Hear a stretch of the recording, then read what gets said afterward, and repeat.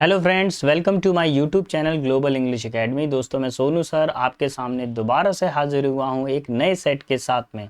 जी हाँ, जैसा कि आप जानते हैं हम एसएससी सीजीएल का 2024 एग्ज़ाम को टारगेट कर रहे हैं, जो कि अपकमिंग एग्ज़ाम है।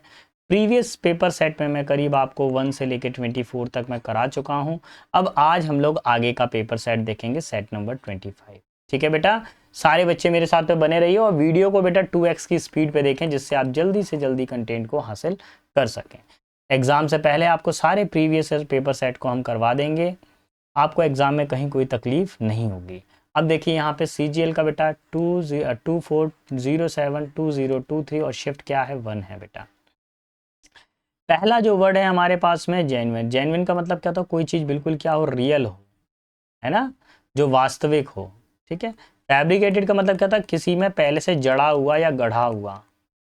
ठीक है, जमीन के अंदर गड़ा हुआ नहीं, मतलब जैसे कोई मान लीजिए कोई चिप है और कोई मदरबोर्ड है, मदरबोर्ड के ऊपर बहुत सारे एलिमेंट्स लगे हुए हैं, तो ये क्या कहलाएगा? फैब्रिकेटेड कहलाएगा। ठीक है। अच्छा, एररनियस का मतलब क्या होता है? जिसमें गलती हो, है ना, एरर हो। क्या हो? एरर, गलती वाला। डिसेप्टिव का मतलब क्या होता है? किसी को छल करना यानी चीट करना। और ऑथेंटिक का मतलब होता है रियल। ठीक है, तो option number 4 will be our final answer. 1 का क्या हो जाएगा? ऑप्शन नंबर 4 आंसर हो जाएगा। चले, तो क्वेश्चन नंबर 2 पर आते हैं। 2 क्या कह रहा है? क्लियर का मतलब होता है कोई चीज क्या हो, स्पष्ट हो। ठीक है। क्लीन का मतलब पता ही है आपको, साफ होता है। ओपेक का मतलब होता है अपारदर्शी, जिसके पार हम लोग नहीं देख सकते हो। और अनटाइडी का मतलब क्या होता है बेटा? इसका मतलब होता है कोई चीज बहुत ज्यादा गंदी हो, फ्लिती हो। ठीक है। मैश का मतलब क्या होता है? किसी चीज में कोई गड़बड़ हो गई हो, कोई प्रॉब्लम हो गई हो। ठीक। अब आपको क्या बताना है? इसका एंटेनिम बताना है। क्या बताना है? एंटेनिम। तो क्लियर का मतलब तो साफ होता है, यानी कि किसी कोई चीज स्पष्ट है। जैसे ये मिरर है और आप इस मिरर से स्पार्क क्लियरली देख पा रहे हैं, तो ये क्लियर हो गया। लेकिन अगर उस मिरर में कोई लाइट कहीं पैक हो जाए, क्या हो जाए? लाइट पैक हो जाए, आगे ही नहीं जा पा रही है लाइट, तो that is called opaque. Option number 2 will be final answer. ठीक है, लाइट अगर पैक हो जाएगी तो अपैक हो जाएगा, उस पार हम लोग देख नहीं पा रहे हैं। चलिए, क्वेश्चन नंबर 3 पर आते हैं। थर्ड वाला क्या कह रहा है, इसको देखिए। अब आपको इसका एंटेनिम बताना है। क्या बताना है? नंबर 3 में आपको एंटेनिम बताना है। वर्ड दिया हुआ है हमारे पास में, she is veteran journalist known for her powerful writing. वो क्या है? एक वेटरन। वेटरन का मतलब क्या होता है? वेटरन का मतलब होता है अनुभवी। कैसा होता है? एक्सपीरियंस्ड, है ना, अनुभवी जर्नलिस्ट हैं। और उनके राइटिंग का जो स्टाइल है, उनके राइटिंग का जो स्टाइल है, हर कोई जानता है। नोवाइस का मतलब क्या होता है? बिल्कुल बेटा, जो अनाड़ी टाइप का हो। तो कैसा हो? अनाड़ी हो। ठीक है, जो बिल्कुल नियो हो, नया। कंडीशनड का मतलब क्या होता है बेटा? कंडीशनड का मतलब क्या होता है? आपने सुना है एयर कंडीशनर, वातानुकूलित, यानी कि मौसम के अनुसार ढाल देना। वातानुकूलित का मतलब क्या होता है बेटा? किसी चीज को क्या करें? मौसम के अनुसार डाल दें। रेनोन का मतलब क्या होता है? बहुत ज्यादा फेमस कोई बंदा हो। ठीक है। और फिर दिया हुआ है क्रीज, क्या दिया हुआ? क्रीव्स। इसका मतलब बेटा दरार होता है।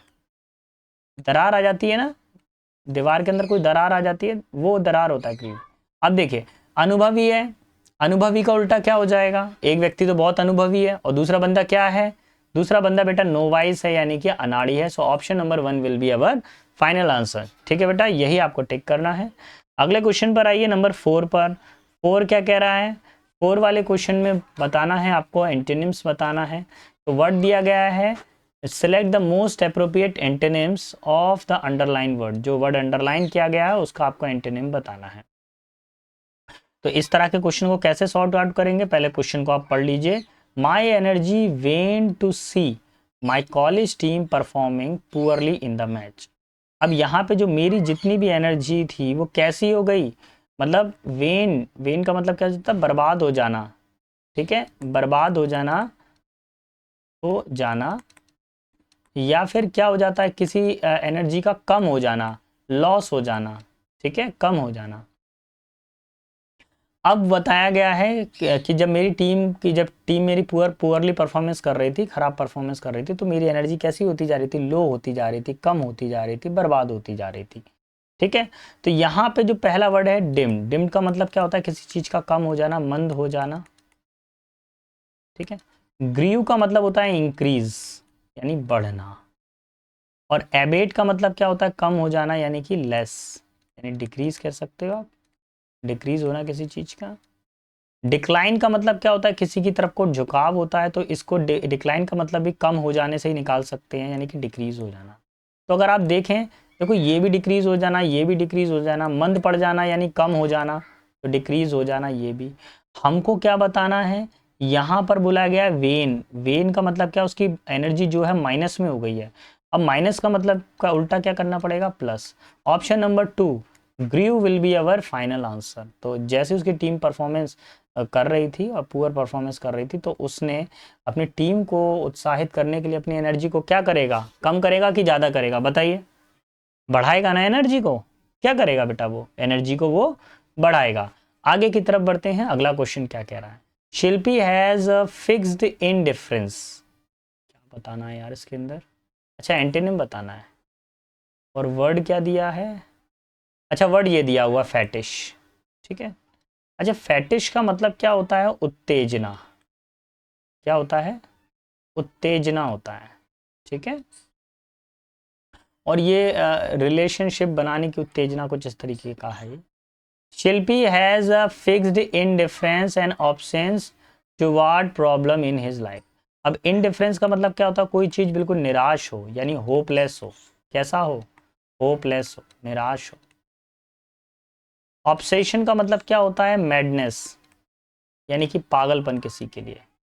अच्छा फिक्स्ड का मतलब क्या होता है, अगर आप किसी समस्या में, ये प्रॉब्लम में फंसे होने के लिए भी होता है फिक्स्ड, उलझन भी होता है, उलझन भी, उलझन में होना। या फिक्स्ड का मतलब कोई चीज़ क्या फिक्स रेट कर दिया, मतलब पक्का कर दिया, कंफर्म कर दिया। अच्छा प्रॉब्लम का मतलब तो आपको पता है। तो फैटिश का मतलब उत्तेजना होता है, इसका उल्टा आपको बताना है। अगर किसी चीज़ को लेकर उत्तेजना है तो उसका अपोजिट क्या होगा, निराशा हो जाएगा। Option number 1 will be our final answer, ठीक है। आगे बढ़ते हैं दोस्तों क्वेश्चन नंबर 5-6 की तरफ। देखिए बेटा, अगर आपको मेरा पढ़ाना पसंद आ रहा है और मेरा कंटेंट अगर आपको पसंद आ रहा है कि नहीं सर हमारे लिए एग्जाम से पहले बहुत मेहनत कर रहे हैं और बहुत अच्छा कंटेंट लेकर आ रहे हैं, तो प्लीज़ मेरे चैनल को लाइक शेयर सब्सक्राइब करना ना भूलिएगा। और यूट्यूब पर जितने भी बटन है भैया वो सारे बटन दबा देना एक साथ में, ठीक है। चले तो क्वेश्चन नंबर 6 पर आएंगे। 6 क्या कह रहा है, 6 वाले क्वेश्चन में क्या दिया गया, आपको वन वर्ड सब्स्टिट्यूशन बताना है, यानी कई सारे वर्ड दिए गए हैं, एक पूरा सेंटेंस दिया है, सेंटेंस को पढ़ने के बाद में जो मीनिंग निकलेगा उसका आपको बताना है। कॉजिंग और वांटिंग टू कॉज हार्म और इवल टू समवन, एक ऐसी परिस्थिति या एक ऐसी इच्छा होना जिसमें आप क्या करें, लोगों को नुकसान पहुंचाने के बारे में ही सोचें। तो पहला जो वर्ड है वो है कैओटिक, जिसका मतलब होता है कोलाहल।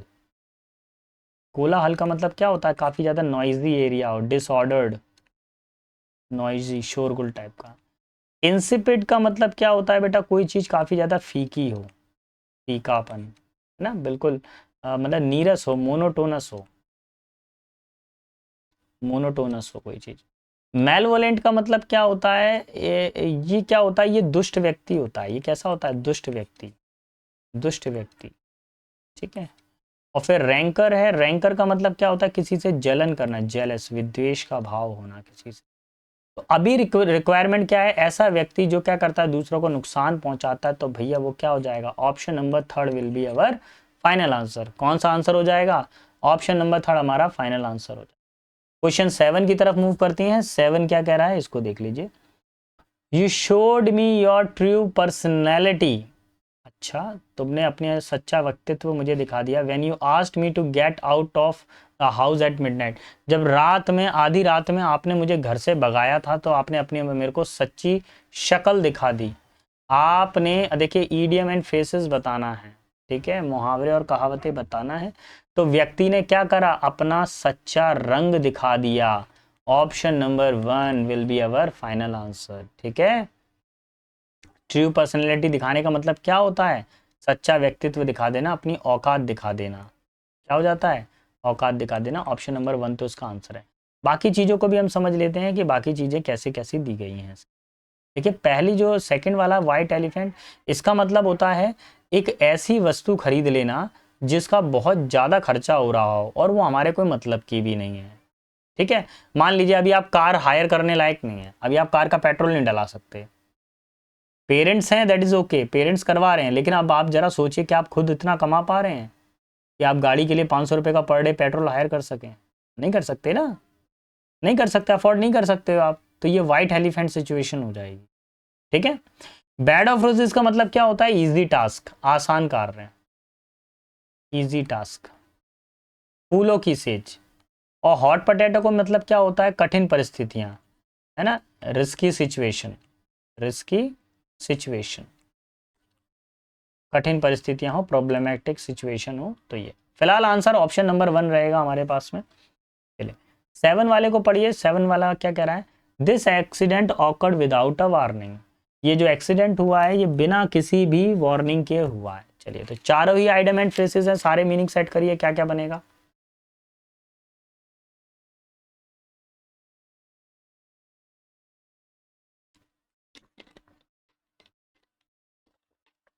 बताइए बेटा क्या बनेगा? भाई देखेंगे आप ध्यान से, इनमें जो पहला वर्ड है ऑन थिन आइज, इसका मतलब क्या था? जोखिम भरा, रिस्की वर्क, है ना, कोई बहुत ज्यादा रिस्की हो कोई काम। बर्फ के ऊपर चलना, पतली सी बर्फ के ऊपर चलना अच्छा काम है क्या? इजी टास्क है क्या? पतली बर्फ के ऊपर चलना तो बहुत ज्यादा रिस्की भरा काम होता है। ठीक है, बोल्ड फ्रॉम द ब्लू का मतलब क्या था? अचानक, अचानक आफत आना, अचानक से कोई प्रॉब्लम आ जाना। इग्नोरेंस इज बिलीफ, कुछ पता, कभी कभी ऐसी परिस्थिति होती है बेटा, कुछ ना पता, कुछ ना पता होना ही अच्छा है। कभी कभी क्या होता है, किसी चीज का ना पता होना ही हमारे लिए अच्छा होता है। जरूरी नहीं कि हम हर चीज को जाने, कुछ चीजें नहीं पता भी हो तो वो भी हमारे लिए बहुत अच्छी होती हैं। अच्छा, प्ले डेविल्स एडवोकेट का मतलब क्या होता है? मतलब ये एक ऐसी सिचुएशन होती है, इसमें आप क्या करते हो? किसी की खिलाफत करते हो, यानी किसी के अपोजिट आप एडवोकेसी करते हो, खिलाफत करना। लेकिन वो कैसी एडवोकेसी होती है? सुनिए, एक तरफ पूरी पब्लिक है और आपको मालूम है कि जो पब्लिक है वो राइट सपोर्ट में है और आप उसके अपोजिट नेगेटिव सपोर्ट में हैं। तो अगर आप नेगेटिव वाले को सपोर्ट कर रहे हो और अपनी बात को सही ठहराना चाह रहे हो तो प्ले डेविल्स एडवोकेट, यानी दुष्ट की, डेविल का मतलब क्या था? दुष्ट आत्मा, बुरी आत्मा, बुरी आत्मा का आप क्या बन रहे हो? वकील बन रहे हो, यानी बुरे लोगों की सहायता कर रहे हो। तो ये हो जाता। अब देखिए कौन सा वाला हो जाएगा? ये जो घटना थी ये बिना किसी वार्निंग के अचानक से हो गई थी, तो bolt from the blue was our final answer. Clear? चलिए नेक्स्ट क्वेश्चन नंबर 9 पर आते हैं। 9 क्या कह रहा है? देखिए बिना टाइम वेस्ट किए मैं इसको बहुत स्पीड में करवा रहा हूँ जिससे आपका समय बचे, क्योंकि कुछ बच्चों के लिए कुछ ही दिन रह गए हैं एग्जाम के और बाकी सिलेबस भी है, जीके वगैरह भी पढ़ना है आपको, मैथ भी पढ़ना है, रीजनिंग भी पढ़ना है, देन इंग्लिश भी है आपके पास में। तो मैं ये चाहता हूँ एटलीस्ट आपका इंग्लिश का जो बर्डन है वो कम हो जाए। प्रिकॉशन का मतलब क्या होता है? किसी चीज़ की सावधानी, यानी प्रोटेक्शन। ठीक है, सुरक्षा। कावर्डाइज का मतलब क्या होता है? डरपोक हो, जो कोई व्यक्ति कैसा हो? टिमिड हो। और एडिक्वेट का मतलब क्या होता है? कोई चीज़ क्या हमारे पास में पर्याप्त मात्रा में हो, यानी सफिशिएंट। और रेडिकुलस का मतलब क्या होता है? जो बिल्कुल मजाकिया हो, है ना। तो मजाकिया के लिए आप क्या बोल सकते हैं? मॉक बोल सकते हैं, मॉक, मॉकरी। मॉकरी का मतलब क्या हो जाता है? मजाकिया हो जाता है। ठीक है, तो अभी जो सिचुएशन हमारे पास में आपको देखना है, इनकरेक्ट स्पेलिंग क्लियरली पता चल रहा है। कावर्डाइज में कभी एस ई नहीं आता, क्या आता है? सी ई आता है। Option number 2 will be our final answer. Clear? चलिए क्वेश्चन नंबर 10 पर आते हैं। 10 क्या कह रहा है? 10 को अगर आप प्रॉपरली देखें, if I was young again, अगर मैं फिर से युवा हो जाता हूँ, if if only I was young again. अच्छा चलो ठीक है, देखिए बेटा ये ग्रामेटिकल पूछा गया है। क्या पूछा गया है? ग्रामेटिकल पूछा गया है। अगर किसी सेंटेंस में क्या आ जाता है? इफ ओनली, अगर सेंटेंस की शुरुआत किससे हो जाए? इफ ओनली से, तो ये मान के चलिए कि जो गिवन सेंटेंस है वो किसका बनेगा? इमेजिनरी सेंटेंस बनेगा। कैसा बनेगा? इमेजिनरी सेंटेंस बनेगा।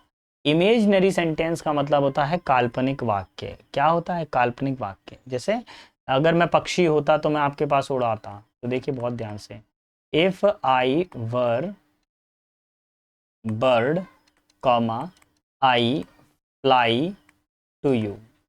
अगर आप थोड़ा सा देख पा रहे हैं, मैंने यहाँ if लगाया, I लगाया, फिर मैंने एक वर्ड का यूज़ किया वर का। सर आई के साथ तो वाज आता है और आपने वर का यूज़ किया है। जब बेटा इमेजिनेशन की बात होती है तब कभी भी वाज का यूज़ नहीं होता है, तब हम किसका यूज़ करते हैं? वर का यूज़ करते हैं। इसका यूज़ करते हैं वर का। तो इसीलिए बेटा आपको क्या करना पड़ेगा, यहाँ पर इफ आई वर का ही यूज़ करना पड़ेगा। इमेजिनेशन सेंटेंस में या तो वर का यूज़ होता है या हैड का यूज़ होता है। Option number third will be our final answer. Okay, let's see another one, question number 11। और 11 क्या कह रहा है वो देख लेते हैं। हाँ भैया 11 वोकैब से बिलोंग करता है।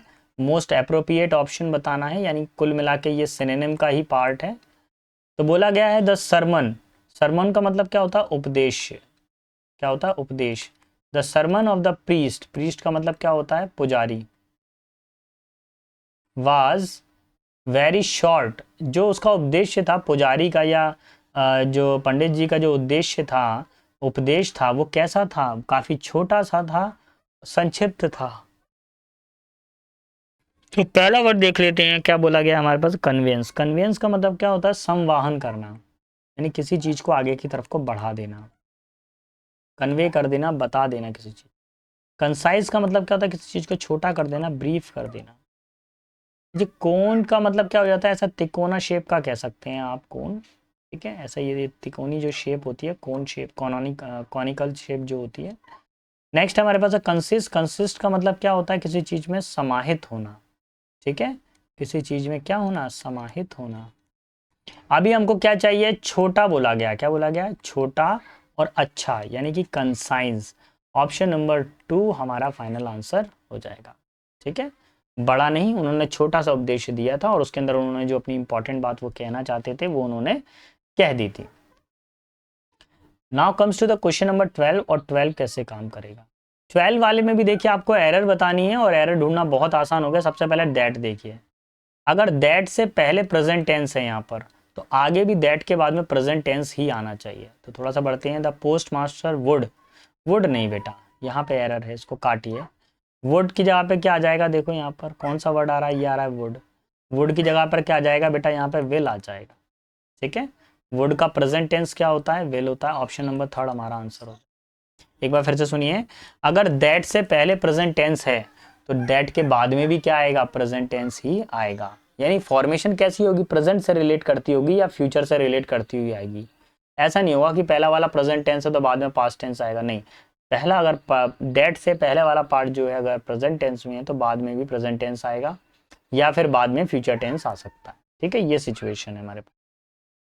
आगे बढ़ता हूँ क्वेश्चन नंबर 13 की तरफ पर, और आपको एक ऐसा सेंटेंस ढूंढना है जिसमें किसी प्रकार का कोई भी एरर प्रेजेंट ना हो।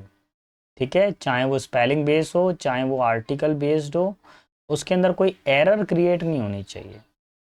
ठीक है, एक्चुअली ये स्पेलिंग बेस्ड एरर ही है, इधर पे लिखा हुआ ना spelling error.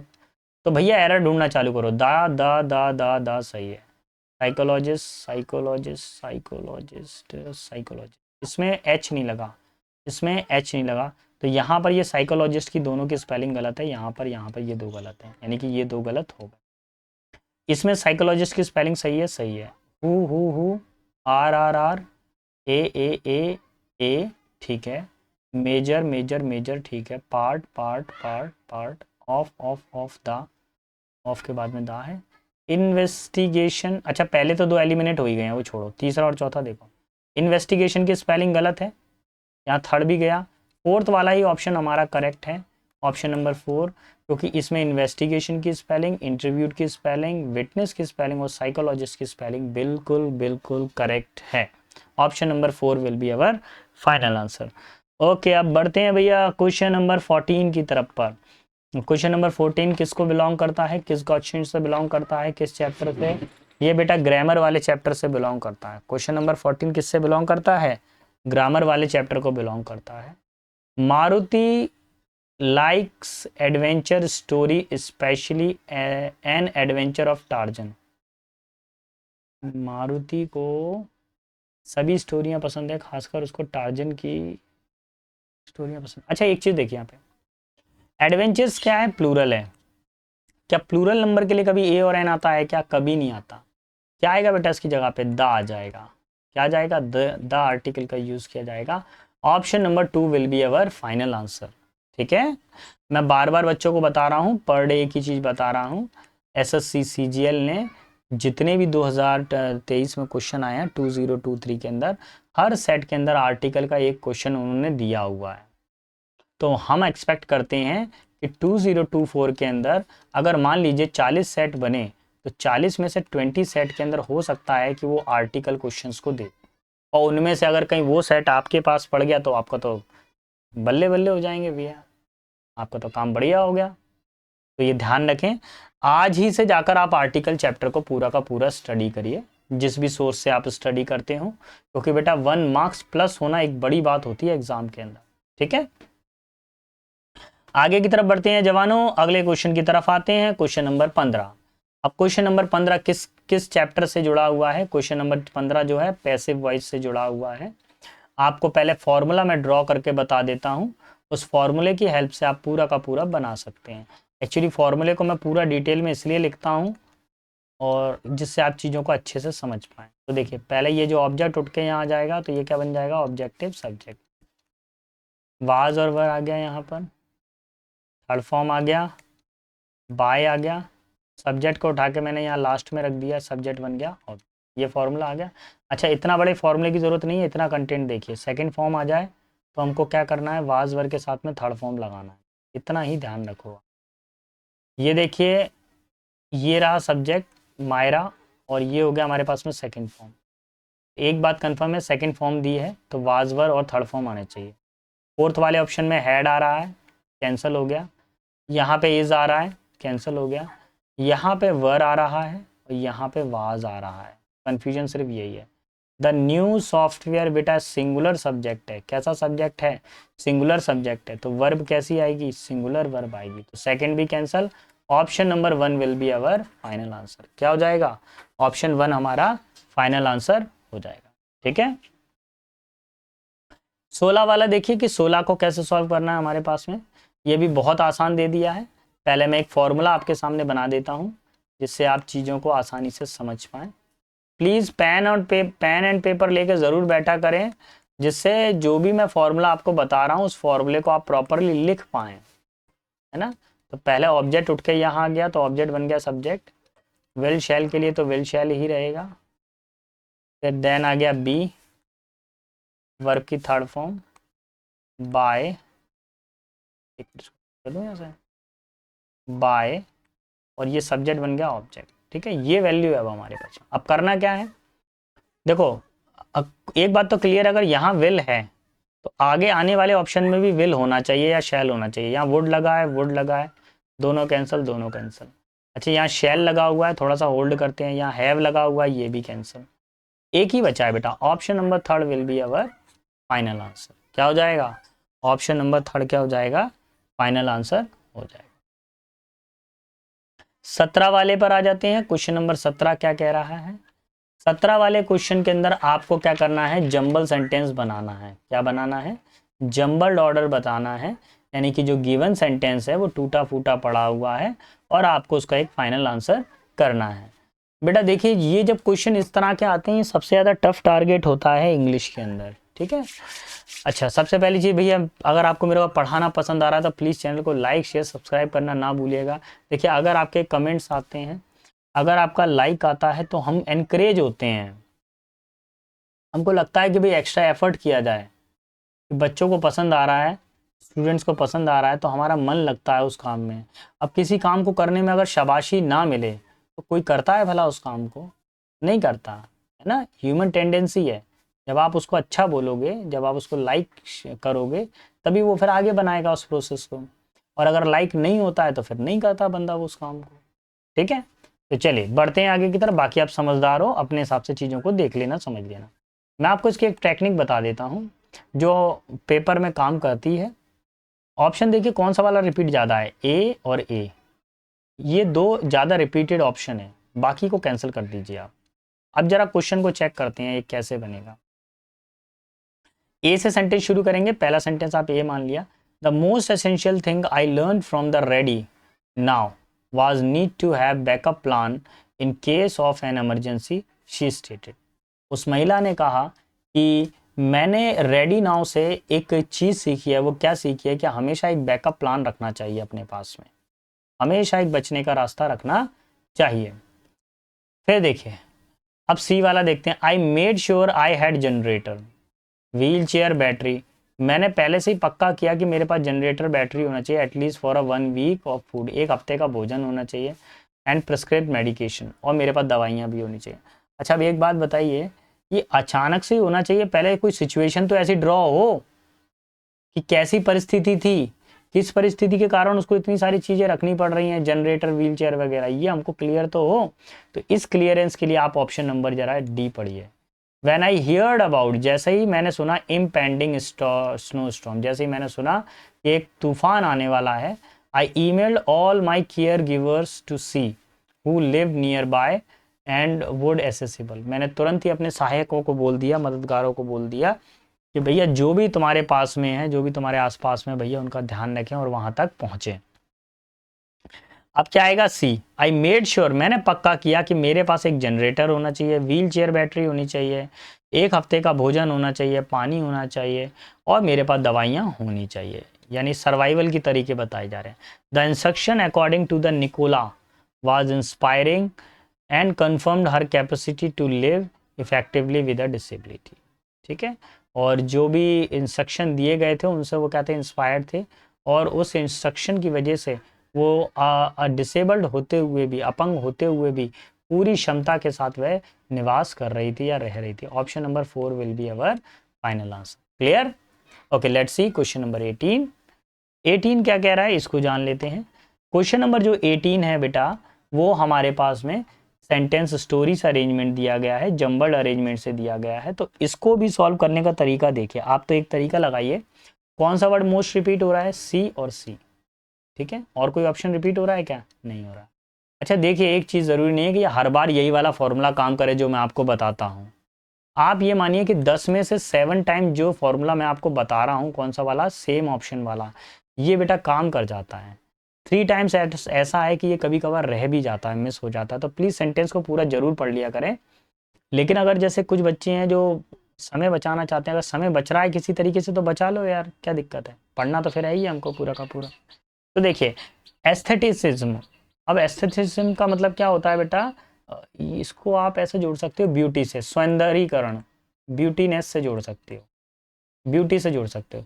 Was a European art movement which centred on the doctrine the art exist for the sake of the beauty alone. Europe के अंदर ये जो सिद्धांत दिया हुआ है एस्थेटिसिज्म, ये क्या है, सुंदरता का सिद्धांत है। और ये सिद्धांत जो है पूरे यूरोप के अंदर एग्जिस्ट करता है, उसका जो आर्ट फॉर्म है।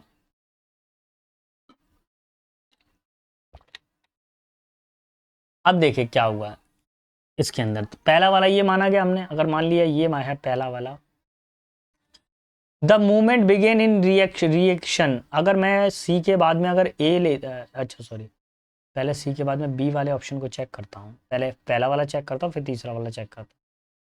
This idea was amplified by the JW von Goethe JL Tieck and other Germany. तो देखो बेटा, दिस आइडिया यानी पहले आइडिया तो पता हो ये कौन सा आइडिया है। अभी तो हमको आइडिया को तो पता नहीं, उन्होंने बोल दिया ये आइडिया होना चाहिए, लेकिन अभी आइडिया के बारे में कहीं कोई ऐसा चर्चा नहीं हुई है, तो ये तो हो नहीं सकता। ऑप्शन नंबर सी हमारा आंसर हो सकता है। देखिए कैसे, इसके बाद में सीधा अगर मैं रखता हूँ, सी तो हमने पढ़ लिया था, ये पढ़ते द मूवमेंट बिगिन। अब ये जो मूवमेंट था, ये कौन सा वाला मूवमेंट, यूरोपियन आर्ट वाला। ये जो मूवमेंट था ये शुरू कब हुआ था, in the reaction of the ugliness of the industrial as. बेटा आधुनिक युग आया था, उसके कारण काफ़ी भद्दापन आ गया था। उस भद्देपन को दूर करने के लिए हमने कौन सा मूवमेंट चलाया था, एस्थेटिज्म का मूवमेंट चलाया था। ठीक है, ये 2 हो गया हमारे पास में। अब उसके बाद में आएगा डी वाला option, it's philosophical foundation were laid in 18th century by the Immanuel Kant. और इसकी जो नींव रखी गई थी वो कब रखी गई थी, 18वीं शताब्दी में इमैनुअल कैंट के द्वारा रखी गई थी। अब लास्ट वर्ड बचता है हमारे पास में कौन सा वाला, option number 4, this idea was amplified by. ये आइडिया किसके द्वारा दिया गया था, JW के द्वारा, JL के द्वारा और अदर जर्मनी के द्वारा। Option number 3 will be final answer. ठीक है, मैं तो भैया यही तरीके से आंसर निकालता हूँ, ज़्यादातर मेरा आंसर सही आ जाता है, कभी कभार मिस हो जाता है, तो वो आप भी जानते हैं और हम भी जानते हैं कि ये इंडियन गवर्नमेंट का जो पेपर है एसएससी का, 100 में से 100 लाना इम्पॉसिबल है। अगर लाया भी हो तो कोई कोई बहुत ही दिग्गज होगा वो ले आया होगा, लेकिन ये सभी के लिए पॉसिबल नहीं है। ठीक है, अब मैं आगे की तरफ बढ़ता हूँ, क्वेश्चन नंबर 19 की तरफ। अगेन देखिए इसके अंदर जंबल सेंटेंस बना दिया भैया। अब ये पेपर सेट जिसके हाथ में लगा होगा 24 तारीख का शिफ्ट 1 वाला, वो बहुत परेशान हो गया होगा, क्योंकि इसके अंदर पहले से स्टोरी अरेंजमेंट ही इतने सारे दे दिए हैं, है ना। ये तीसरा स्टोरी अरेंजमेंट है। कौन सा स्टोरी अरेंजमेंट है? तीसरा स्टोरी अरेंजमेंट है। अब जरा मैं इसको सेट कर लूँ जरा, तीसरे वाले को कैसे क्या करेंगे। तो पहले देखिए ए और ए दोनों सेम ऑप्शन है, बी और डी, तो बी और डी को कैंसिल कर दीजिए, ए और ए सेम है। Anime is a style of a animated popular in Japanese film.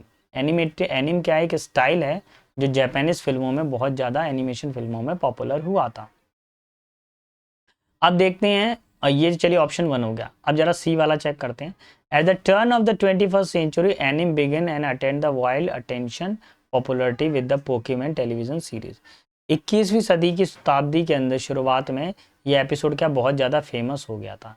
तो इससे पहले पिछली शताब्दियों के बारे में भी तो बताओ भैया, पहले पुराना डेटा तो लेकर आओ। ये वाला डेटा कहाँ रह गया? एकदम से 21वीं शताब्दी आ गई? नहीं बेटा, पहले पुराना वाला डेटा भी लेकर आना पड़ेगा। तो सी तो हो नहीं सकता है। अब ए के बाद में डी हो सकता है। Much of the genre is aimed at the children but anime films are sometimes marked by the adult themes and subjective matter. तो बोला गया है कि कई सारे बच्चे क्या हैं, इसका मेन केंद्र थे, और एनिम फिल्में क्या थी, कभी कभी क्या करती थी, एडल्ट यानी बड़े बड़े युवाओं की थीम पर भी बनती थी और सब्जेक्ट मैटर पे भी बनती थी। ऑप्शन नंबर 2 हो गया। अब ऑप्शन 3 चेक कर लेते हैं। बी आ रहा है, मॉडर्न एनिम बिगिंस इन। और आधुनिक युग में ये जो एनिमेटेड मूवीज थी वो कब से बनना चालू हुई? 1956 से। Found lasting success in 61। 56 में स्टार्ट हुआ, 61 में इनको सफलता मिली with the establishment of the Mushi production. Mushi production इनका वो प्रोडक्शन था जिससे एनिम वाली आगे की तरफ, एनिम वाली जो मूवीज आती थी यानी कि कार्टून टाइप की मूवी आती थी, वो आगे की तरफ बढ़ती गई हैं। तो ये हो गया 3rd, और सभी को मालूम है ऑप्शन नंबर 4 फिर ये हो जाएगा। और अंत में 21वीं सदी के अंदर ये जो एनिम वाली जो फिल्में थी पूरे इंटरनेशनल पॉपुलरिटी मिली इनको, जिसमें से एक मेन कैरेक्टर कौन सा है? पोकेमॉन। पोकेमॉन नाम का जो कैरेक्टर आया था, टेलीविजन सीरीज आया था, उससे ये बहुत ज़्यादा फेमस हो गई थी। तो option number 2 will be our final answer. Okay जवानों, क्वेश्चन नंबर 20। अरे यार मर गए, ये अगेन आ गया भैया पैरा जंबल का। तो ये उस शिफ्ट में देखिए कितने क्वेश्चन हैं, एक बार देख लूं मैं, ये क्या हो गया है। हे जगन्नाथ, ये क्या हो गया? 17, 18, 19, 20, और तो नहीं है कहीं। तो भैया क्वेश्चन 4 पूछे गए हैं। कितने क्वेश्चन? मर गए यार, 4 क्वेश्चन पूछे। ऐसा पेपर में आ जाएगा ना बच्चा, ढेर हो जाएगा बेटा, वो तो ढेर हो जाएगा। ऐसा बच्चा तो फिर ढेर हो जाएगा, क्योंकि इतना सारा लॉन्ग है, पढ़ना पड़ेगा यार। चलो पढ़ते हैं हम लोग, बिल्कुल हार मत मानो, हम लोग पढ़ते हैं। अब देखिए इसको भैया शॉर्ट आउट करने का तरीका देखिए, इस वाले ऑप्शंस को कैसे करेंगे। पहली बात, सिमिलर ऑप्शन चेक करो, बी बी बी, डी अलग है तो डी वाले ऑप्शन को तो पढ़ना ही नहीं, बी से ही शुरू हो जाओ। An old man won a beautiful clock. एक बूढ़े व्यक्ति ने एक सुंदर घड़ी को जीता। The man did not want the clock. व्यक्ति को वो घड़ी नहीं चाहिए थी। तो the shopkeeper took it back and paid 15 rupees to old man. इसलिए दुकान वाले ने क्या करा, वो घड़ी लौटा ली और 15 रुपये उसको दे दिए। ठीक है भैया, पहली चीज़ हो गई। अब बी के बाद में अगर ए रखता हूँ तो क्या कंडीशन आती है, बी के बाद में सी रखता हूँ और बी के बाद में डी रखता हूँ तो क्या बनता है। चलिए बी के बाद में ए रखता हूँ मैं। अब बी के बाद में पहले ए चेक कर लेता हूँ। Another boy tried his luck and won a com. एक और लड़के ने क्या किया, हाथ आजमाया और उसको क्या मिला? एक कॉम, कंघी मिलती है, फाउंटेन पेन मिलता है, रिस्ट वॉच, कलाई घड़ी मिलती है, टेबल लैंप मिलता है। And after the other in many chance he played. और बाद में भी उसको कुछ ना कुछ जो जैसे जैसे मौका मिलता गया वो खेलता गया, उसको 1 बाय 1 उसको गिफ्ट मिलते रहे। ठीक है भैया। अच्छा आगे देखिए अब सी वाला, भैया encouraged him but Rashid was not lucky when he tried his luck he won only cheap items। भैया ने उसको क्या किया, encourage किया, लेकिन राशिद इतना लकी नहीं था, उसको हमेशा सस्ते मटेरियल ही मिले। इसका मतलब राशिद से पहले किसी ने भी ट्राई किया है, राशिद पहला व्यक्ति नहीं है कि जिसने ये जो खेल है इसको खेला है, नहीं, तो ये सी तो हो नहीं सकता। ही सोल्ड ऑल द आइटम्स, उसने घड़ी खरीदी फिर 15 रुपए में सारे आइटम बेच दिए, नहीं ये नहीं। ऑप्शन नंबर 1 ही सेट होगा, चेक करता हूँ मैं कैसे सेट होगा।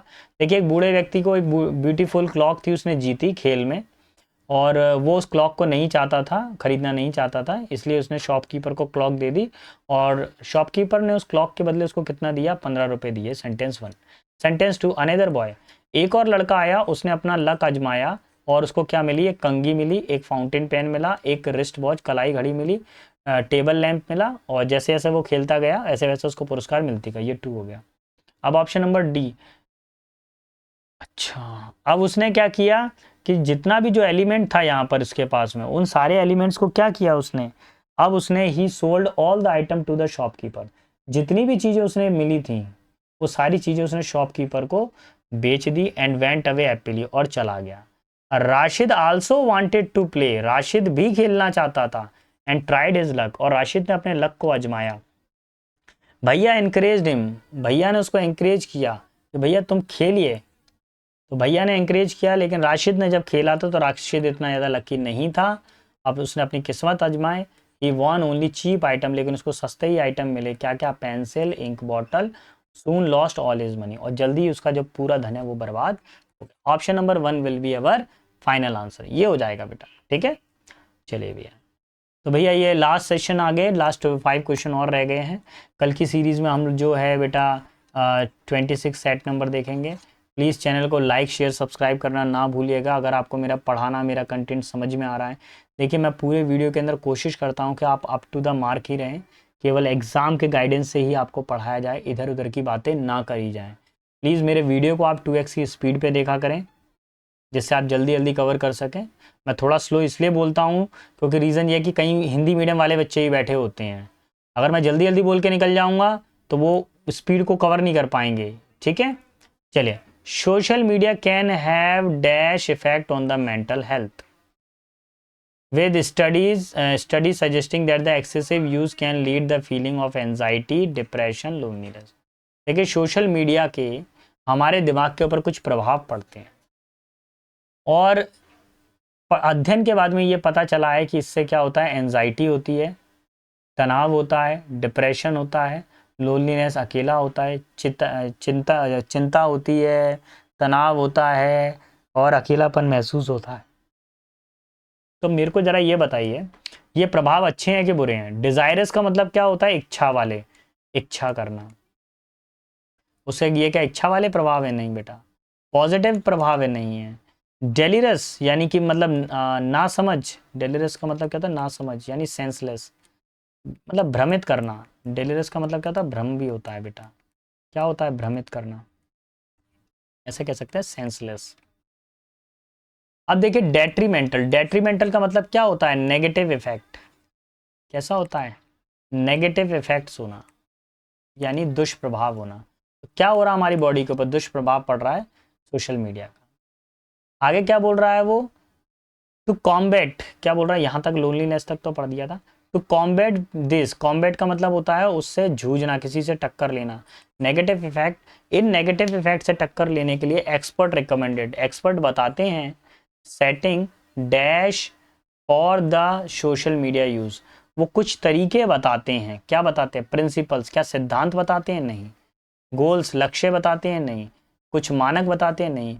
कुछ नियम बता रहे हैं। क्या बता रहे हैं, नेगेटिव इफेक्ट से लड़ने के लिए, सोशल मीडिया से जो नेगेटिव इफेक्ट है उनसे लड़ने के लिए आपको कुछ रूल्स अपनाने पड़े।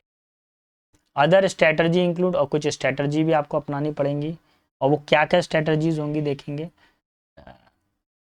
Strategies include dash friends, family, in person, engaging in hobbies, physical activities seeking professional. अच्छा चलिए फिजिकल एक्टिविटीज तक देखते हैं हम लोग। तो बोल रहे हैं कि सोशल मीडिया से अगर इसके जो नेगेटिव इफेक्ट है इससे बचने के लिए हमको कुछ करना पड़ेगा। हमको करना पड़ेगा अपनी फैमिली के साथ में बातचीत करनी पड़ेगी।